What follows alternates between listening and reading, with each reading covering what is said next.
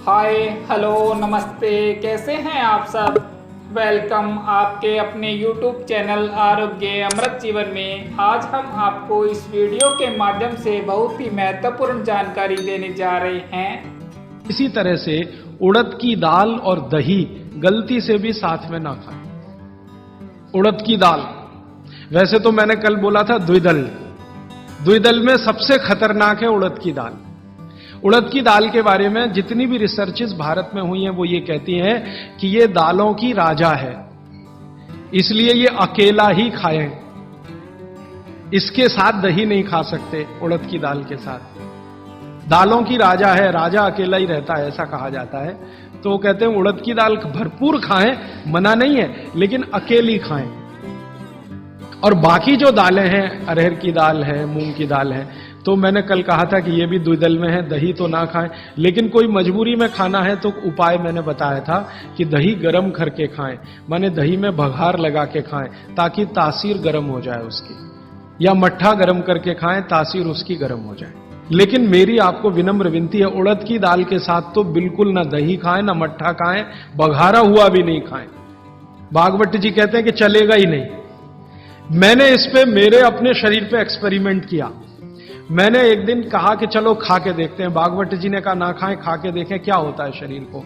तो मैंने खाने से पहले मेरा ब्लड प्रेशर चेक किया और उड़द की दाल खाने के बाद दही खाया और फिर ब्लड प्रेशर चेक किया, तो मेरा ब्लड प्रेशर 22 से 25% बढ़ा हुआ था।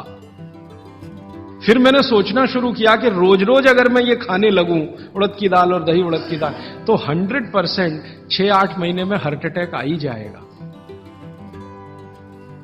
इसका मतलब माताओं बहनों से हाथ जोड़कर निवेदन है, दही बड़ा कभी भी नहीं, क्योंकि दही बड़ा में उड़द की दाल का बड़ा अगर है तो दही बिल्कुल नहीं।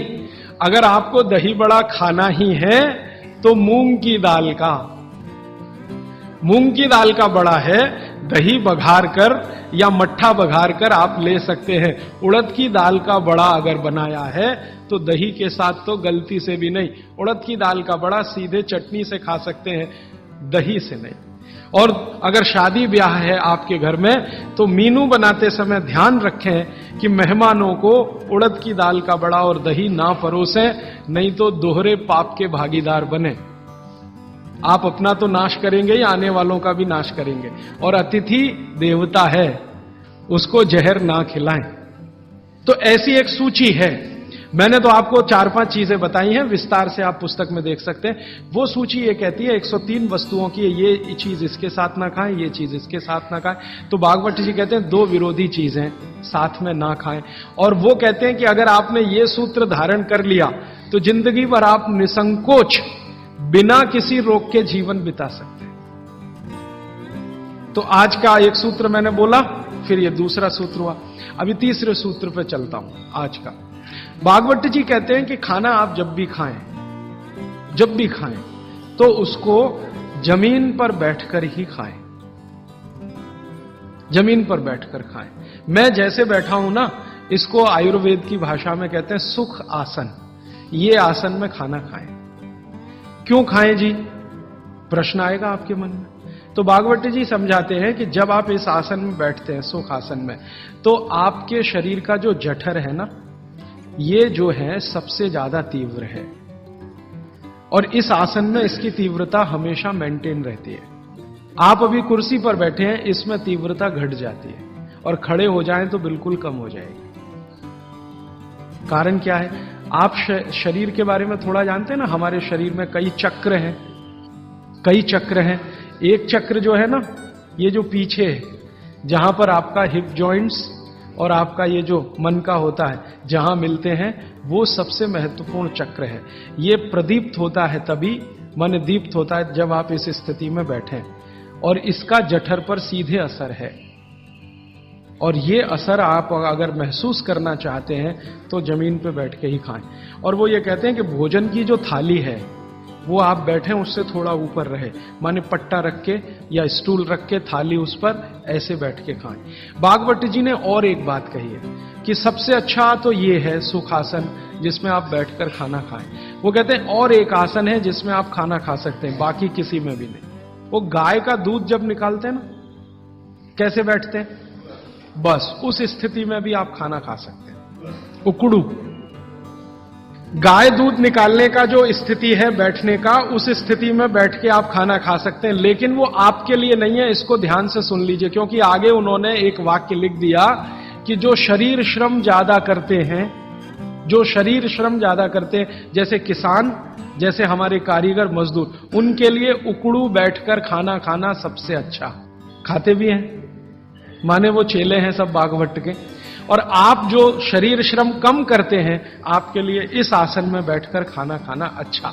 अब आप आज से एक ऑब्जर्वेशन कर लीजिए कि जितने लोग इस बात से परेशान हैं कि उनका पेट आगे निकल आया है, वो इस आसन में बैठ के खाना खाना शुरू कर दें और 3 महीने के बाद फिर देखें तो उनका पेट पहले से कम ही होगा, आगे नहीं आएगा। और ये जो डाइनिंग टेबल पे बैठ के खाना खाएंगे, पेट आगे निकलता ही जाएगा, क्योंकि कुर्सी आपके लिए बनी नहीं है, यह अंग्रेजों के लिए बनी है।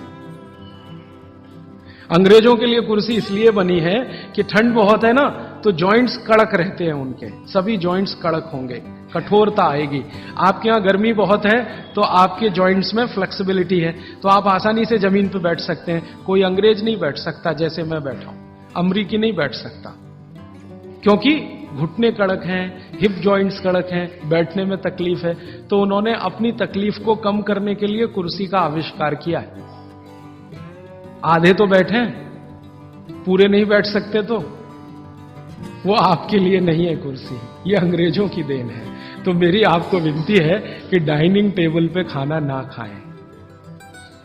तो आप कहेंगे जी ले लिया तो बहुत सारा कचरा भर रखा है आपने घर में, क्या करेंगे उसका? हमको हिंदुस्तानियों को पिछले 60-70 साल में या 100 साल में एक गजब बीमारी हुई है, दुनिया भर का कचरा घर में लाके रखना।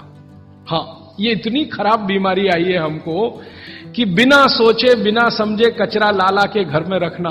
रसोइयों में मैं घरों में जाता हूं ना, टीन टपरे के इतने डब्बे होते हैं, खाली हैं, फेंकेंगे नहीं, संभाल के संभाल के संभाल के, कब काम आएंगे मालूम नहीं, लेकिन वो भरते ही जाते हैं, भरते ही जाते हैं। रसोई में इतने डिब्बे डब्बियां हैं, काम के शायद उसमें आधे भी नहीं है, लेकिन रखा हुआ है। पता नहीं कचरे से इतना मोह क्यों है, जो बाहर फेंकना चाहिए वो घर में सजा सजा के रखा हुआ है। और फेंकने की बात करो, अरे पता नहीं कभी काम आ जाए, और वो कभी 60 साल में भी नहीं आता, 100 साल में भी नहीं आता। तो उसी कचरे में मैं गिनता हूं आपकी डाइनिंग टेबल। अब आप जरा हिसाब निकालो जी, ये आपने लाके रखी है डाइनिंग टेबल, मान लो ये 100 स्क्वायर फीट की है, 10 बाई 10 की है, या मान लो 50 स्क्वायर फीट की है। 50 स्क्वायर फीट की जगह आपने घर में घेर रखी है, क्या भाव है मद्रास में जगह का? 3000 रुपए स्क्वायर फीट, और 50 स्क्वायर फीट आपने घेर के रखा है।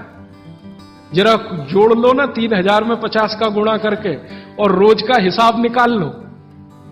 तो एक तो खरीदा तब आपने पैसा बर्बाद कर दिया, अब इसको जगह को घेर के बर्बाद कर दिया आप।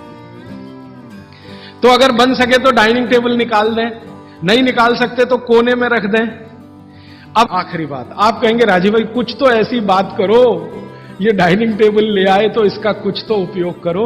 तो अगर आप सच में ईमानदारी से डाइनिंग टेबल पे बैठ के ही खाना खाना चाहते हैं, तो कुर्सी पर ऐसे बैठ जाएं जैसे मैं बैठा हूं। डाइनिंग टेबल की कुर्सी है ना, मोह है आपको, उससे छूटता नहीं है। तो भागवत जी तो मना करते हैं, मैं उसमें एक सजेशन दे रहा हूं कि जैसे मैं आसन में बैठा हूं, कुर्सी पे भी ऐसे ही बैठ जाइए, आलती पालती मार के फिर खा लीजिए। लेकिन अच्छा तो नहीं है, लेकिन बीच का कोई रास्ता तो है। अब डाइनिंग टेबल निकले इसमें तो समय लगेगा, क्योंकि मन से नहीं निकलती। शरीर से निकलना तो आसान होता है, मन से नहीं निकलता। पता नहीं कितने कितने पैसे जमा करके ये हम लाए थे, अब ये निकले कैसे। तो आप उसका अगर सच में उपयोग करना चाहते हैं तो डाइनिंग टेबल पे कुर्सी पे ऐसे बैठ जाइए, आसन मार के आलती पालती मार के फिर खा लीजिए। हम ईश्वर से प्रार्थना करते हैं कि आपका जीवन सुखमय और निरोग हो, आप लंबी आयु प्राप्त करें। हमारे YouTube चैनल आरोग्य अमृत जीवन को सब्सक्राइब करना ना भूलें। स्वस्थ रहें, मुस्कुराते रहें। Thanks for watching.